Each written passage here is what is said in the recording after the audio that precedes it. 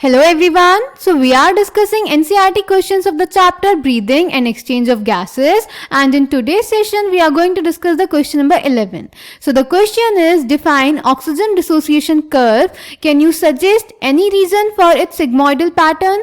तो बेटा इस क्वेश्चन में हमें ऑक्सीजन डिसोसिएशन कर्व को डिफाइन करना है और साथ ही साथ हमें बताना है कि ये सिग्मोइडल क्यों होता है. So let's check the answer.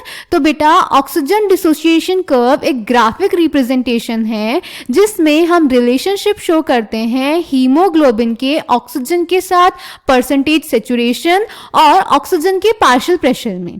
तो हमें पता है जैसे जैसे partial pressure of oxygen increase करेगा वैसे वैसे ऑक्सीजन की हीमोग्लोबिन से बाइंड करने की कैपेसिटी भी इंक्रीज करेगी, यानी हीमोग्लोबिन का परसेंटेज सैचुरेशन ऑक्सीजन के साथ इंक्रीज करेगा. पर बेटा हमें पता है कि हीमोग्लोबिन एक लिमिटेड अमाउंट ऑफ ऑक्सीजन को ही एकोमोडेट कर सकता है.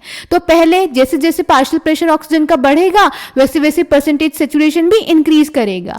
पर एक पॉइंट आएगा जब हीमोग्लोबिन मैक्सिमम ऑक्सीजन बाइंड कर लेगा, जितने वो बाइंड कर सकता है, जितनी उसकी कैपेसिटी है.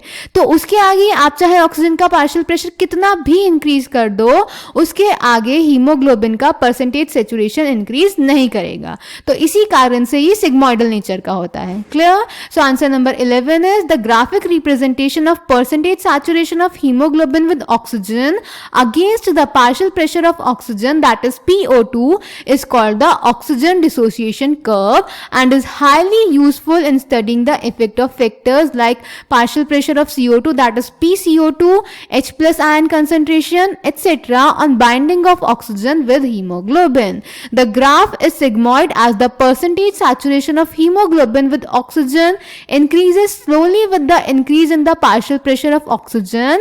That is, as the partial pressure of oxygen increases, percentage saturation of hemoglobin with oxygen also increases. But it gets completely saturated with oxygen around PO2 is equals to 100 mmHg. After this point, no more oxygen will bind to hemoglobin, no matter how much increase there will be in the partial pressure of oxygen.